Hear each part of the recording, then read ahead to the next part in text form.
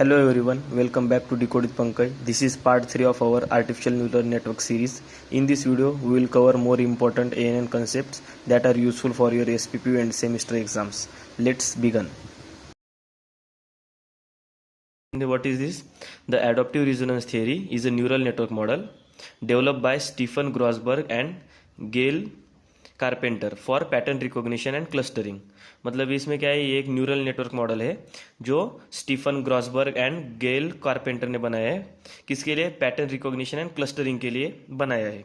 और इसमें क्या होता है, it can learn new patterns, मतलब ये नए पैटर्न्स लर्न करता है विदाउट फॉरगेटिंग। मतलब जो प्रीवियस पैटर्न्स है उसका without forgetting previous patterns learn patterns. Okay, मतलब इसमें क्या होता है, it can learn new patterns without forgetting previously learn patterns. मतलब जो पुराने मॉडल के जो पैटर्न्स है वो फॉरगेट किए बिना, मतलब वो भूले बिना वो न्यू पैटर्न को लर्न करता है। ओके, सो इसका आर्किटेक्चर कैसा होगा? इसके आर्किटेक्चर में इनपुट लेयर होगी, रिकॉग्निशन लेयर होगी और विजिलेंस पैरामीटर होगा। Okay, that's it. So the components is input layer, recognition layer. Recognition input layer में क्या होगा, हम इनपुट देंगे इसे। रिकॉग्निशन लेयर में क्या होगा, हम ये रिकॉग्नाइज करेंगे पैटर्न एनालाइज वगैरह। और विजिलेंस पैरामीटर होगा, रीसेट मैकेनिज्म होगा। और इसकी वर्किंग क्या है, इनपुट पैटर्न इज प्रेजेंटेड, मतलब इनपुट पैटर्न प्रेजेंट होगा। उसके बाद F2 layer select the best matching category, मतलब जो हमारा F2 लेयर होगा रिकॉग्निशन लेयर, वो क्या करेगा, बेस्ट मैचिंग कैटेगरी को सिलेक्ट करेगा। उसके बाद similarity is checked using vigilance parameter. इसमें क्या होगा, जो हमारा विजिलेंस पैरामीटर है उसके बेसिस पे हम सिमिलरिटी चेक करेंगे। और अगर सिमिलरिटी सफिशिएंट हुई तो लर्निंग स्टार्ट हो जाएगी।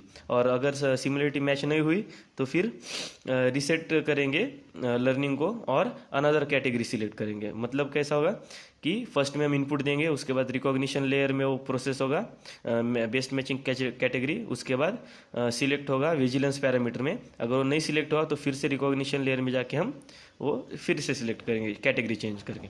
सो इसके एडवांटेजेस क्या होंगे, stable learning, learns new patterns continuously, मतलब नए पैटर्न्स कंटिन्यूसली लर्न करेगा। प्रिवेंट्स कैटास्ट्रोफिक फॉरगेटिंग, मतलब इसमें क्या होगा, जो मॉडल से कैटास्ट्रोफिक फॉरगेटिंग मतलब क्या है, इसमें जो मॉडल होता है वो अगर नया पैटर्न लर्न करेगा तो उसके बाद वो प्रीवियस वाला पैटर्न वो भूल जाएगा। सो इसमें वो नहीं होता। और इसके एप्लीकेशंस हो गए, pattern recognition same as last video, pattern recognition, image processing and speech recognition, data clustering, इसमें हम क्लस्टरिंग करते हैं। Okay, so next concept is semantic networks. What is semantic network? A semantic network is a graphical method of knowledge representation where concepts are represented as nodes and relationships are represented as links। मतलब क्या है कि semantic network एक graphical method है knowledge का, knowledge representation का। उसमें क्या करते हैं हम, जो कंसेप्ट है वो नोड से रिप्रेजेंट करते हैं और जो रिलेशनशिप होते हैं वो हम लिंक से रिप्रेजेंट करते हैं। That's it.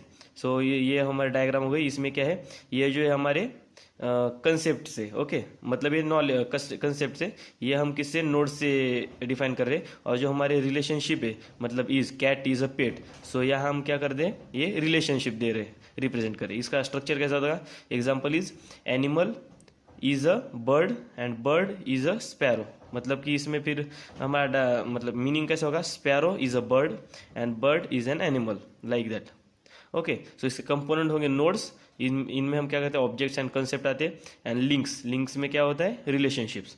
तो इसके टाइप्स हो गए, is a, has a, part of. Okay, these are 3 types. Okay, so next is advantages of this. Advantage of semantic network, easy visualisation, simple knowledge representation and support inheritance. इसमें क्या होता है, हम simple knowledge represent करते हैं, like it is very simple to represent the knowledge. Okay, that's it. और इसके disadvantage क्या हो गया, difficult for complex knowledge, large network become complicated. और इसके एप्लीकेशन क्या हो गए, use in expert systems, use in artificial intelligence, use in natural language processing and knowledge basis. That's it. So third हमारा कंसेप्ट होगा competitive learning components. Okay, so इसमें क्या होता है, competitive learning is an unsupervised learning technique in which neurons compete with each other and only the winning neurons get activated। Okay, so इसमें क्या होता है, कॉम्पिटिटिव लर्निंग ये क्या है, एक unsupervised learning machine learning technique है। इसमें क्या होता है, जो ये न्यूरॉन होता है वो ईच न्यूरॉन वो एक दूसरे से क्या होता है, कंपटीशन में होता है, लाइक compete करता है। और जो विन करता है वो एक्टिवेट होता है और वो आगे की प्रोसेस कंटिन्यू करता है। ओके, सो ये हमारी इनपुट लेयर हो गई। ये कम्पिटिटिव लेयर, इसमें ये जो ईच न्यूरॉन है ये एक दूसरे के साथ कम्पीट करेगा और जो विनर होगा वो अगली प्रोसेस में कन्वर्ट होगा। सो इसके 3 कंपोनेंट्स है। इनपुट लेयर, इसमें क्या होता है, रिसीव द इनपुट डेटा, इसमें वो हम इनपुट डेटा रिसीव करते हैं। कॉम्पिटिटिव लेयर, इसमें क्या होता है, neurons compete to become the winner. Okay, so जैसे मैंने कहा यहाँ वो कम्पीट करते हैं और winner takes all mechanism. So जो विनर होगा वो ऑल मैकेनिज्म लेगा, like overall the process. And उसके बाद क्या, only one neuron wins and update its weights. Okay, so इसका आर्किटेक्चर कैसा होगा, फर्स्ट में क्या है हमारा इनपुट लेयर, उसके बाद कम्पिटिटिव लेयर और उसके बाद output layer. Okay, so that's it, input vector, competitive layer and winning neuron. और उसके वर्किंग क्या होगी, इनपुट वेक्टर इज अप्लाइड, मतलब हम स्टार्टिंग में इनपुट वेक्टर अप्लाई करेंगे, उसके बाद distance between input and neuron weights are calculated. जो डिस्टेंस है कौन सा, इनपुट न्यूरॉन्स एंड वेट्स, इसमें जो डिस्टेंस है वो हम कैलकुलेट करेंगे और उसके बाद ये बेस्ट मैचिंग न्यूरॉन्स विन, जो बेस्ट मैच होगा वो विन हो जाएगा और विनर अपडेट्स इट्स वेट, और फिर वो क्या करेगा, उसका वेट अपडेट करके वो फिर आगे जाएगा। Learning continuous. और इसके एडवांटेजेस क्या है, simple implementation, useful for clustering, ये क्लस्टरिंग के लिए यूज होता है, और no target output is required. Okay, so इसमें हम एक्चुअल आउटपुट रिक्वायर्ड नहीं रहता, इसमें हम सिर्फ प्रेडिक्टेड आउटपुट यूज करते हैं। और इसके application same as last concept, pattern recognition, data clustering and feature extraction. Overall artificial neural network में जितने भी कंसेप्ट है सब में कॉमन क्या आएगा, ये application, pattern recognition, data clustering, feature extraction, image processing and medical diagnosis, ये 5 एप्लीकेशन ये कन्फर्म रहते हैं। Okay, so next concept is self organising maps. Okay, so what is self organising maps? Self-organizing maps is an unsupervised neural network developed by Tuo Kohonen that converts high-dimensional data into lower-dimensional map while preserving topological relationship. इसमें क्या होता है, ये एक unsupervised neural network है जो टोवो कोहोनेन ने build किया है। उसमें क्या होता है, ये converts high dimensional data into lower dimensional map. Okay, इसमें जो हाई डायमेंशनल डेटा है वो हम लोअर डायमेंशन में करते हैं, मतलब कि अगर हमारा डेटा 3D फॉर्मेट में होगा, 3 डायमेंशंस में, ओके, मल्टी डायमेंशनल मॉडल जैसा डेटा, सो उससे हम क्या करते हैं, लोअर डायमेंशन 2D मैप में कन्वर्ट करते हैं। Okay, that's it, like in this exam, मतलब इस एग्जाम में क्या है, जो हमारा इनपुट लेयर में जो हमारा डेटा है, ओके, सो हम उसे किस में करते हैं, 2D आउटपुट के न्यूरॉन्स लैटिस, मतलब 2D आउटपुट में हम कन्वर्ट करते हैं। इसका आर्किटेक्चर क्या होगा, इनपुट लेयर, उसके बाद वो डायरेक्टली कन्वर्ट करेगा 2D आउटपुट ग्रिड में, दैट्स इट। इसकी वर्किंग क्या होगी, input vector is applied, best matching unit is found, मतलब फर्स्ट क्या करेंगे, बेस्ट मैचिंग यूनिट यहाँ देखेंगे वेट मैट्रिक्स से, और उसके बाद best matrix unit and neighbouring neurons update weights, और वो उसके वेट्स अपडेट करेगा।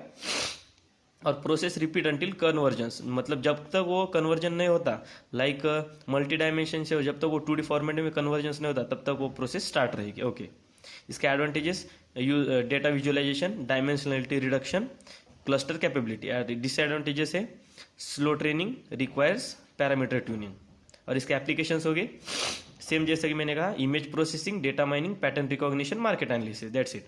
सो next concept is pattern clustering networks. What is this?